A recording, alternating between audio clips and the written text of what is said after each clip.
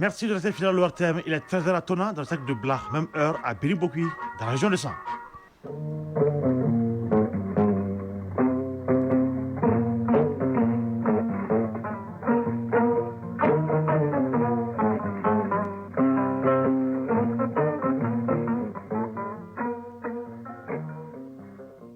Le journal Isaac Thielou.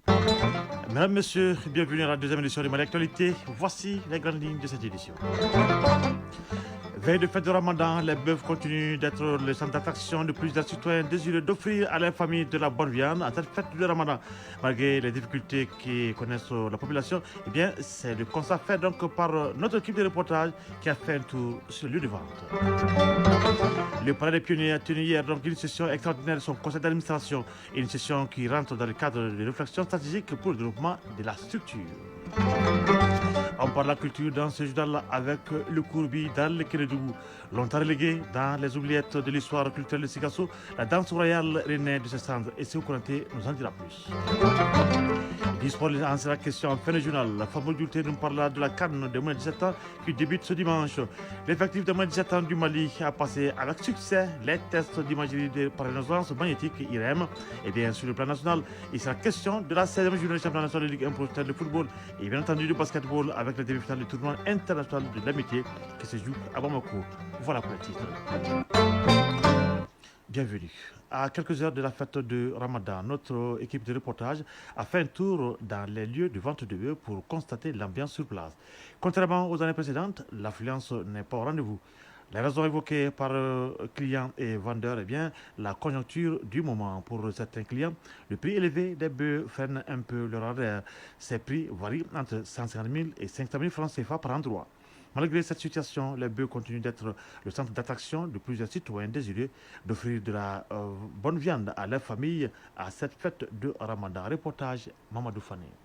Sur les différents lieux de vente de bœufs dans la capitale, l'ambiance est morose, contrairement à l'année dernière. Les clients se comptent à certains endroits. Pourtant, le marché des bétails regorge de plusieurs têtes de bœufs en attente de trouver preneur, avec des prix variant entre 150 000 francs CFA à plus de 500 000 francs par tête. Les clients ont une large gamme de choix.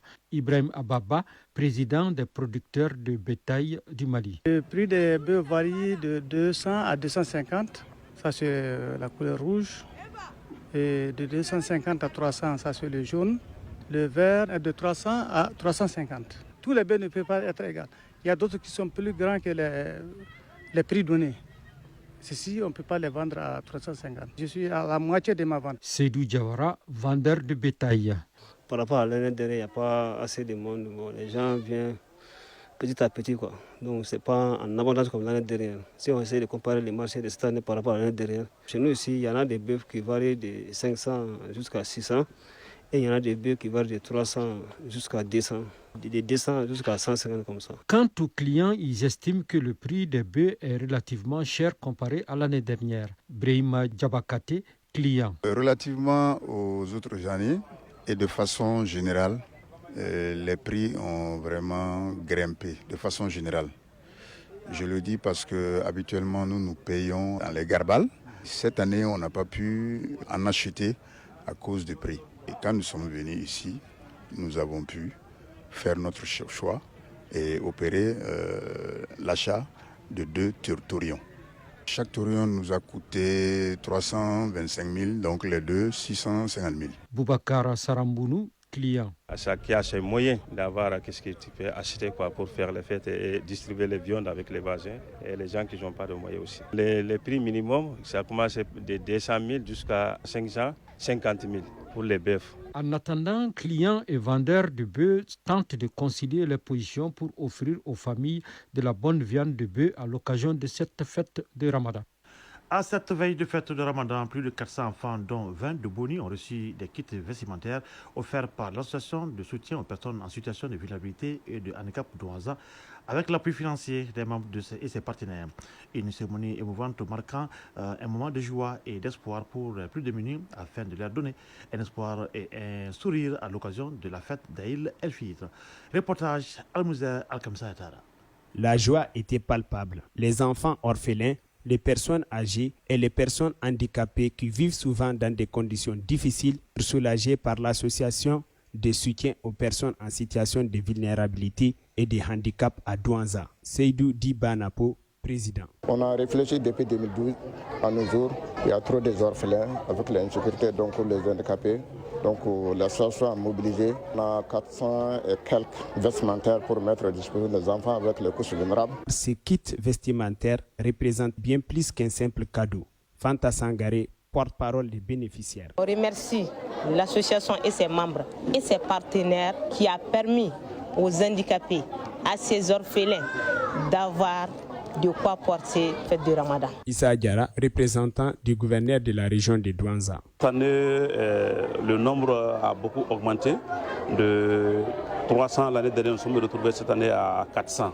Donc c'est le lieu vraiment de remercier l'ensemble des personnes de bonne volonté, des structures de bonne volonté, vraiment qui ont contribué vraiment à rehausser vraiment le niveau de participation. L'association de soutien aux personnes en situation de vulnérabilité et de handicap à Douanza entend promouvoir cette action de solidarité en faveur des couches vulnérables chaque année. Douanza, Almouzar Al-Kamissa Yatara pour l'ORTN.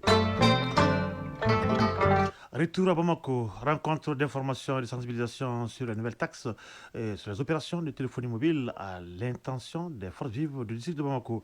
Une initiative du gouverneur du district qui vise à mieux édifier sur ces nouvelles dispositions pour qu'à leur tour sensibilise les communautés à la base en vue d'une meilleure compréhension. Bokar Bablin Touré pour plus de détails.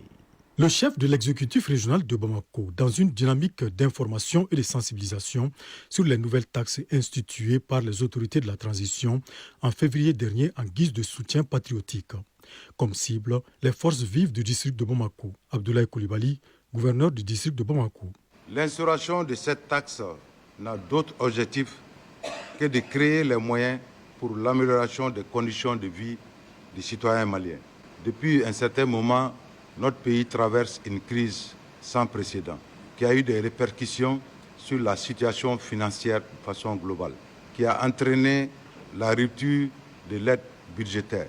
Dans ce cas, il était nécessaire que les autorités initient une nouvelle stratégie de financement axée sur les efforts nationaux. Une démarche qui a permis à ses interlocuteurs d'être mieux édifiés sur certaines zones d'ombre de la décision. Ils s'engagent donc à leur tour de mieux informer et sensibiliser les communautés respectives. Seydou Sangaré, coordinateur général des chefs de quartier du district de Bamako. On ne peut pas manier les goujons de la bonne parole et pactiser avec le diable. Ce n'est pas possible. Donc, soit on est malien, on accepte notre avenir, notre devenir, soit on est malien, on refuse d'accepter ces deux propos. Bolé Tungara, président Recotrac du district de Bamako. Lorsqu'il s'agit de la survie de la nation, je pense que tout bon patriote doit s'acquitter de son devoir envers le pays. Cette mesure vise à nous aider et c'est cela aussi la souveraineté. Donc, j'invite tout le monde à aider ces autorités pour qu'elles nous aident. Tout en exhortant les décideurs à une utilisation judicieuse de ces fonds, ils ont aussi formulé des bénédictions pour le retour d'une paix durable au Mali, gage de tout développement. D'autre part, le Palais des Pionniers a tenu hier une session extraordinaire de son conseil d'administration. À mi-parcours, la session est donc un cadre de réflexion pour un plan stratégique pour le développement de la structure. Elle était présidée par le ministre de la Jeunesse et des Sports, de l'institution civique et de la construction citoyenne. Le point avec Abdul Karim Kaba. Dédié à la promotion de la formation des jeunes, le Palais des Pionniers s'impose comme un pôle d'excellence pour un changement positif de mentalité des jeunes. Pour répondre aux enjeux de l'instruction civique et de la construction citoyenne, le Palais des Pionniers se dote d'un plan stratégique ambitieux et réaliste capable d'atteindre les objectifs à lui assignés. Sidi Diko, directeur général adjoint du Palais des Pionniers. Notre ambition est claire, maintenir et renforcer notre dynamique afin de contribuer efficacement à la consolidation de l'unité nationale, à la paix, à la cohésion sociale. Depuis sa création à nos jours, le Palais des Pionniers se distingue à travers des sessions de formation des jeunes. Cet engagement des administrateurs et du personnel est salué par Abdelkassim Ibrahim Fomba, ministre de la Jeunesse et des Sports, chargé de l'instruction civique et de la constitution citoyenne. Cela témoigne également de votre engagement envers les valeurs et missions du Palais des Pionniers, qui s'impose aujourd'hui comme un véritable temple de la citoyenneté et un acteur clé dans la formation des générations futures. Nos défis sont nombreux, mais nos opportunités le sont tout autant. Grâce à votre expertise collective, votre capacité d'innovation, nous avons les moyens de transformer ces défis en levier de croissance et de succès. Faut-il le rappeler, le Palais des Pionniers a été créé en juin 2022. Actualité hors de nos frontières. En Guinée-Conakry, le président de la transition régionale Mamadi Doumbia a accordé hier par décret une grâce présidentielle à l'ex-chef d'État Moussa Dadis Camara pour raison de santé. L'annonce a été faite à la télévision guinéenne. M. Dadis Camara avait été condamné le 31 juillet dernier pour crime contre l'humanité dans le cadre du procès du massacre du 28 septembre 2009 donc au Grand Stade de Conakry. À la suite de sa condamnation, il vivait à la prison civile de Conakry. Au Tchad, les États-Unis ont décidé de suspendre pendant 90 jours leur visa aux ressortissants tchadiens. L'information a été confirmée par le ministre tchadien des Affaires étrangères dans un communiqué de presse publié le 27 mars dernier. Cette suspension temporaire concerne les visas touristiques, d'études et d'affaires, mais ne s'applique pas aux demandeurs de visas diplomatiques ni à ceux en possession d'une carte de résident. Néanmoins, les Tchadiens peuvent effectuer une demande de visa depuis l'ambassade américaine d'un tiers pays. À RD Congo, la communauté de développement d'Afrique australe, SADC, et le groupe armé M23 ont conclu hier un accord sur le retrait de la force déployée sur place par l'organisation sous-régionale à Goma. La réunion s'est déroulée à l'hôtel Serena en présence de hauts gradés des armées, la principale ville de l'Est de la RDC contrôlée par les rebelles depuis la fin du mois de janvier dernier.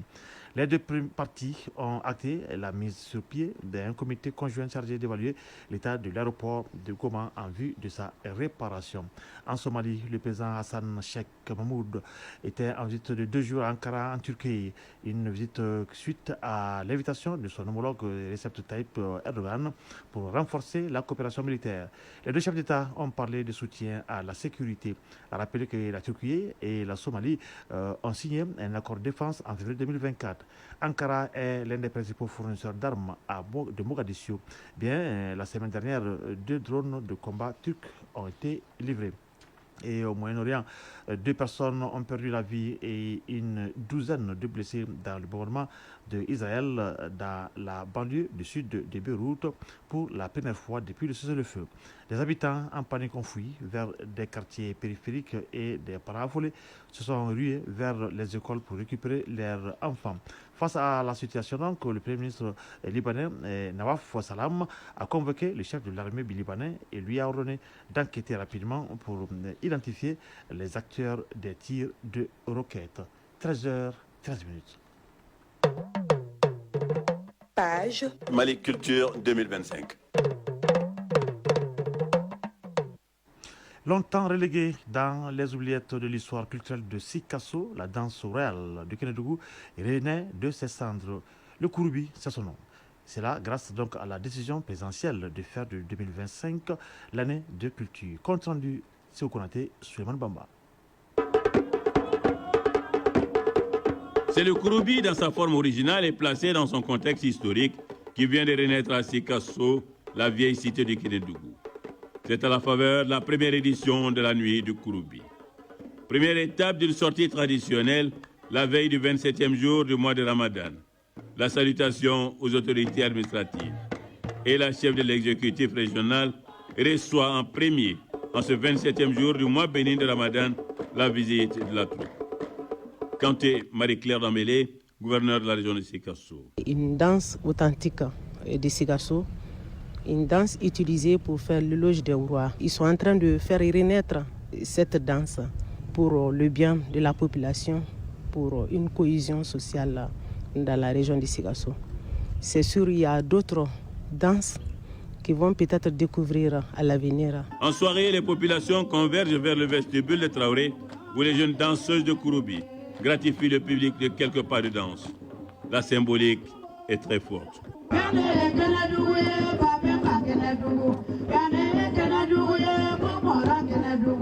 Aboubakar Traoré, porte-parole du vestibule. Il s'agit de faire renaître le Kouroubi de ses cendres, une volonté manifeste d'affirmation de soi et de souveraineté. Le retour aux sources nous impose de faire revivre nos valeurs culturelles ancestrales.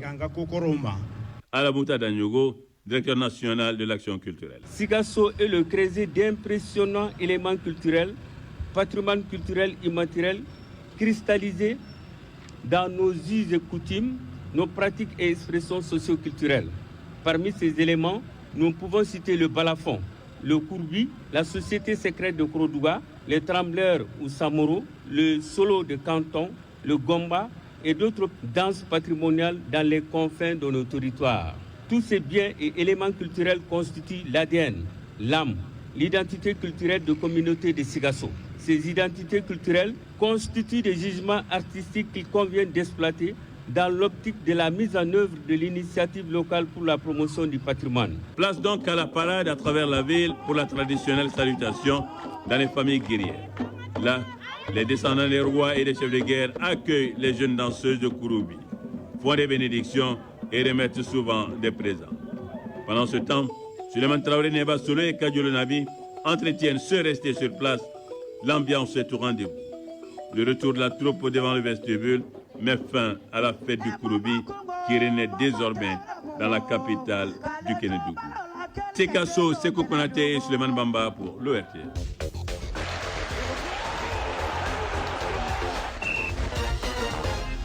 Sport, football, la Fédération tunisienne demande le repêchage de son équipe de moins de 20 ans pour la phase finale de la CAN de moins de 20 ans. Pendant ce temps, les moins de 17 ans du Mali sont prêts pour la CAN des moins de 17 ans donc, qui débute ce dimanche. L'effectif des cadets maliens a passé avec succès donc, les tests d'imagerie par résonance magnétique IRM. Sur le plan national, la 16e journée du championnat national de Ligue 1 professionnelle de football du Mali a pris fin hier vendredi avec la victoire 1-0 de l'AS Police sur l'US Bougouba. En basketball, les demi-finales du tournoi international de l'amitié se jouent ce samedi. Le développement de l'actualité sportive avec Famour Durté. Les demi-finales de la 3e édition du tournoi international de l'amitié U16 de basketball en filles et garçons se disputent ce samedi au Palais des Sports Salamatou Maïga. La Guinée, ayant terminé 4e au classement aussi bien chez les filles que chez les garçons, va défier le Mali, premier sur les deux tableaux. Les deux autres demi-finales sont Côte d'Ivoire contre l'Algérie chez les garçons et Côte d'Ivoire contre l'équipe B du Mali chez les filles. Les finales sont prévues pour demain dimanche. Pour rappel, ce tournoi international de l'amitié des moins de 16 ans de basketball filles et garçons regroupe 4 pays, à savoir le Mali, pays hôte, la Côte d'Ivoire, la Guinée et l'Algérie. Il entre dans le cadre des préparatifs de l'Afrobasket Rwanda 2025. En football, la 16e journée de la Ligue 1 professionnelle du Mali s'est achevée hier vendredi 28 mars 2025. En clôture, l'AS Police a disposé de l'US Bougouba par 1-0. L'unique réalisation porte la signature de Adama Samake à la 18e minute. La rencontre Isfas Étoile du Mandé a été reportée pour des raisons techniques. Lors de cette 16e journée, le leader, le Djoluba AC, a été accroché par l'AS Bakarizan 0-0. Le stade malien a assuré l'essentiel en s'imposant par 1-0 devant Afrique Football Elite. L'US Bougouni a gagné contre Binga FC par 2-1. Le FC Diara et l'association sportive de Korofina ASCO ont partagé les points 0-0. À l'issue donc de cette journée, au classement provisoire, les Rouges du Djoluba sont toujours en tête avec 35 points. Ils sont talonnés par les Blancs de Bamako qui en comptent 34. L'USFAS complète le podium avec 28 points et un match à moins. L'association sportive de Korofina ASCO et les Étoiles du Mandé, respectivement 10 et 9 points, occupent les deux dernières places, synonymes de relégation. Sur le continent, la phase finale de la CAN de moins de 17 ans démarre ce dimanche 30 mars 2025 au Maroc.